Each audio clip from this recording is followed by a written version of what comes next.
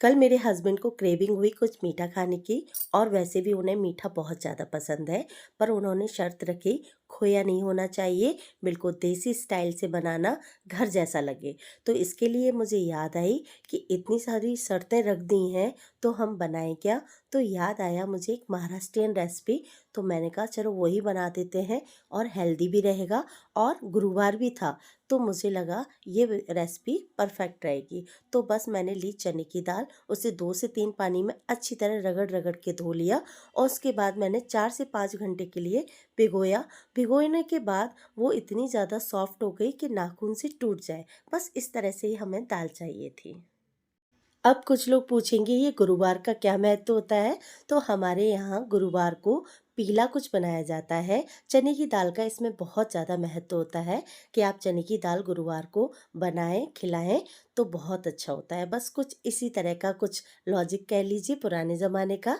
तो हमने कुकर में इस दाल को डाल दिया और इसमें हल्का सा पिंच वाला नमक डाला है और 1 चम्मच हल्दी और 1 चम्मच देसी घी और पानी डालकर हमें इस दाल को कुकर का ढक्कन लगाकर 2 से 3 सीटी लगाना है। दाल गलना चाहिए, पकना चाहिए कुछ इस तरह से। अब इधर दाल पक रही है तब तक हम एक डो बना लेते हैं। तो जिसमें मैंने लिया है मैदा, तो मैंने लिए हैं 3 बड़े चमचे और इसमें डाला है हल्का सा पिंच करके नमक, हल्दी और देसी घी। देसी घी ज़रूर डालें, इससे ही ज़्यादा स्वाद आता है। पर हमने उनकी शर्त के अकॉर्डिंग कम ही रखा है। वैसे इस रेसिपी में घी बहुत ज़्यादा डलता है, बहुत ज़्यादा ऑयली ऑयली ऊपर से अंदर से, मतलब घी बहुत ज़्यादा कंपलसरी है। तो जैसे कहा गया है कि मीठा तो मीठा ही होता है, तो इसके लिए हम कम ज़्यादा कर सकते हैं। मतलब कोई कम खाए मीठा तो हम कम शक्कर डालकर भी रेसिपी बना सकते हैं। कुछ इसी तरह से मुझे ये कम घी और कम बाहर की चीज़ें इस्तेमाल करके बनाना था, तो मैंने इसी तरह से इस्तेमाल किया है। तो देखिए ऊपर भी हम इस पर घी लगाते हैं पर मैंने नहीं लगाया है, सिर्फ मोहन डाला है। अब इस पर हम कुछ उंगलियां लगाकर 15 से 20 मिनट के लिए ढक कर रख देंगे, जिससे इसमें एक लचक आ जाए, सॉफ्टनेस आ जाए। क्योंकि ये डो बहुत ज़्यादा सॉफ्ट होना चाहिए, मतलब एक जब हम इसे खींचें तो बिल्कुल रबड़ की तरह खिंच जाए, कुछ इस तरह से। कुकर में भी सीटी आ चुकी है, तो 1 सीटी आ चुकी है, 2 आ चुकी है। मैंने 3 से 4 सीटियाँ ली थी और इसे ठंडा करने के लिए रख दिया था। ठंडा करने के बाद मैंने इसे खोला तो दाल बहुत अच्छी तरह से पक चुकी थी। अब हम इसे चेक कर लेते हैं उँगली से तोड़कर।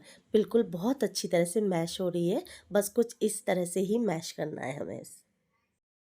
दाल में पानी कम ही रखें वरना बाद में बहुत ज़्यादा पकाना पड़ता है, मतलब पानी को उड़ाना पड़ता है, मतलब बिल्कुल ड्राई करना पड़ता है। तो पहले से ही कम डालें। अब एक पैन में हम डालेंगे थोड़ा सा घी और इस दाल को डाल देंगे।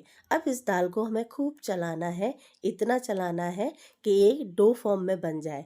तो इसमें कुछ फ्लेवर ऐड करूँगी मैं, जिसमें 2 इलायची और थोड़ी सी सौंफ ली है मैंने। सौंफ आप पतली वाली मोटी वाली दोनों में से कोई भी ले सकते हैं और इसे पीस लें।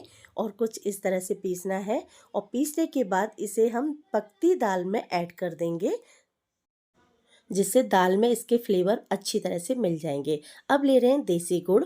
तो गुड़ आप जैसा मीठा खाते हैं उसके अकॉर्डिंग ले सकते हैं, इसमें बहुत अच्छा मीठा ही लगता है। तो हमने ये करीब करीब डाला होगा 100 से 150 ग्राम आपका गुड़ है, देसी गुड़ है। तो ये डाल के हमें इस दाल को पकाना है। अब इसकी घुटाई करना है हमें, तो हम थोड़ा सा इसे ढककर पकाएंगे और फिर हटा देंगे, फिर ढककर पकाएंगे। कुछ इस तरह से हमें इसे डो फॉर्म में बनाना है।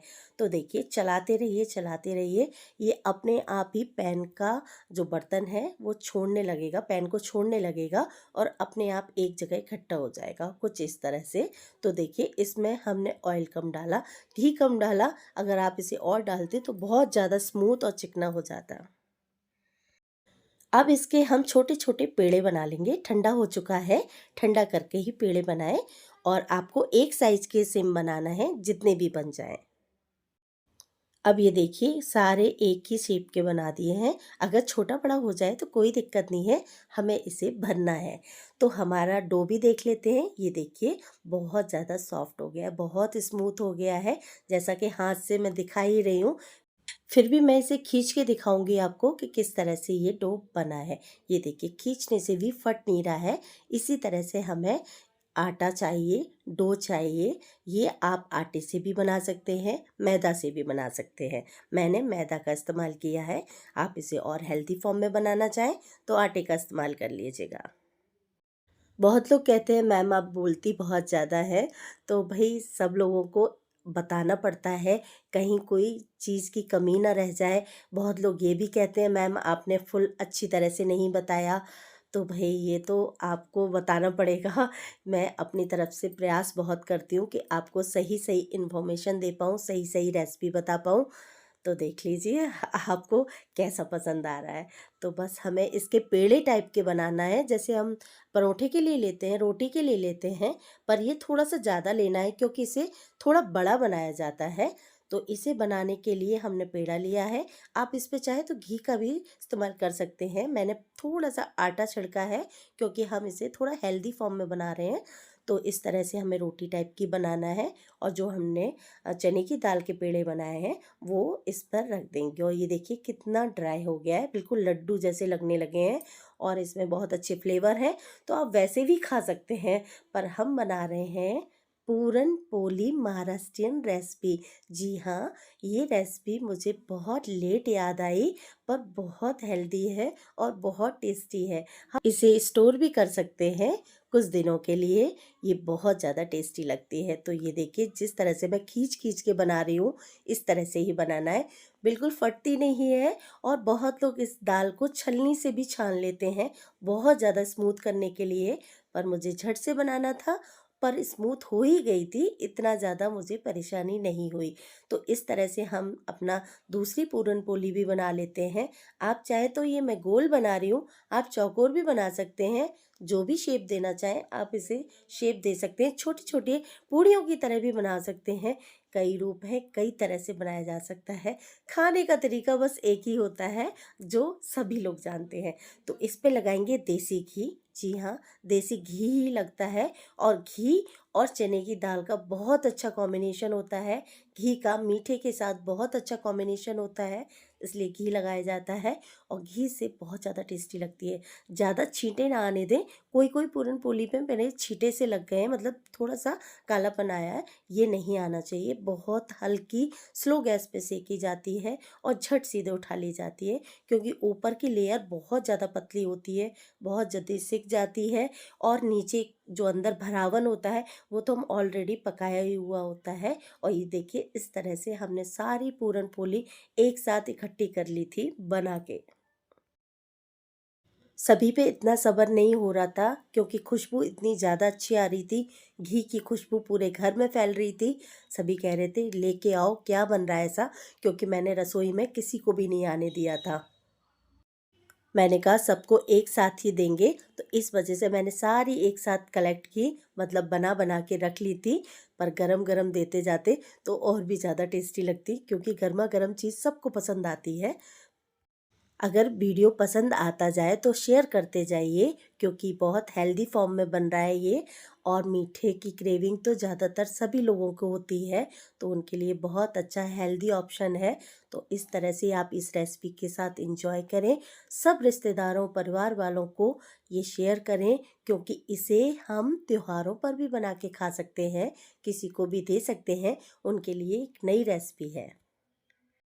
कुछ देखिए कितनी परफेक्ट बनी है, बिल्कुल छींटे भी नहीं आए हैं और बहुत फूली-फूली बनती है। ये देखिए मैंने एक साथ सारी बना के रख ली है। हम तो अपनी फैमिली के साथ एंजॉय करने जा रहे हैं। आप मुझे बताना ये रेसिपी आपको किससे ज़्यादा खाना पसंद है? हम तो इसे घी से खाएँगे और घी का कॉम्बिनेशन इसके साथ बहुत ज़ोरदार लगता है। मेरे हस्बैंड को ये रेसिपी बहुत ज़्यादा पसंद आई। कह रहे थे मान गए सुधा तुमने तो बहुत अच्छी एक हेल्दी चीज़ बनाई है, पर मैं वीडियो में नहीं आऊँगा। उन्हें वीडियो में आना बिल्कुल नहीं अच्छा लगता, तो मैंने अपनी वीडियो में बेटी को लिया है, तो उसको टेस्ट कराया। वो भी थोड़ा-सा मीठा कम खाती है, पर उसे भी ये रेसिपी बहुत ज़्यादा पसंद आई और ये देखिए उसको कितना ज़्यादा पसंद आई। आँखें देखिए बता रही हैं कि नहीं, मीठे में ये बहुत अच्छा लगा। तो आप इस वीडियो को लाइक करें, शेयर करें, कमेंट करें और कमेंट में ये ज़रूर बताएं आप ये वीडियो कहाँ से देख रहे हैं। तो मिलते हैं हम नेक्स्ट वीडियो में।